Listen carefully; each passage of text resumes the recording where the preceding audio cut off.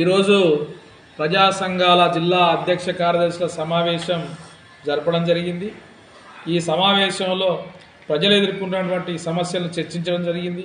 భవిష్యత్తు కార్యాచరణ కూడా తీసుకోవడం జరిగింది. ముఖ్యంగా దేశవ్యాప్తంగా 10వ తారీఖు నాడు జరిగేటువంటి జైలు బరోలో కార్మికులు, రైతులు, కూలీలు, సబ్బండ వర్గాలు కేంద్ర ప్రభుత్వ ప్రజా వ్యతిరేక విధానాలపైన కదం తొక్కాలని చెప్పేసి పిలుపునివ్వడం జరుగుతూ ఉంది. 10వ తారీఖున కళాభారతి నుండి గీతాభవన్ చౌరస్తా వరకు భారీ ప్రదర్శన ర్యాలీ ఉంటుంది.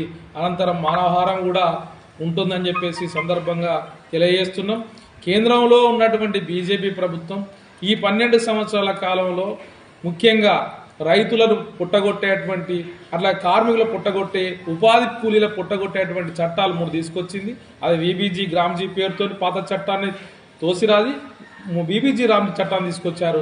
అట్లాగే 29 కార్మిక చట్టాలను రద్దు చేసి 4 లేబర్ కోడ్లు తెచ్చారు.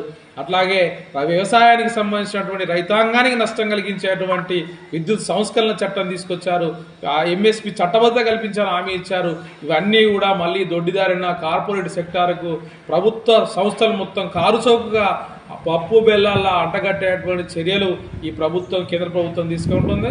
ఈ విధానాలకు వ్యతిరేకంగా రేపు పెద్ద ఎత్తున 10వ తారీఖు నాడు జరిగేటువంటి నిరసన జైలు బారో కార్యక్రమంలో ప్రజానీకం అందరూ కూడా భాగస్వాములై కేంద్ర ప్రభుత్వ ప్రజా వ్యతిరేక విధానాలను తిప్పికొట్టాలని చెప్పి ఈ సందర్భంగా పిలుపునిస్తున్నాం.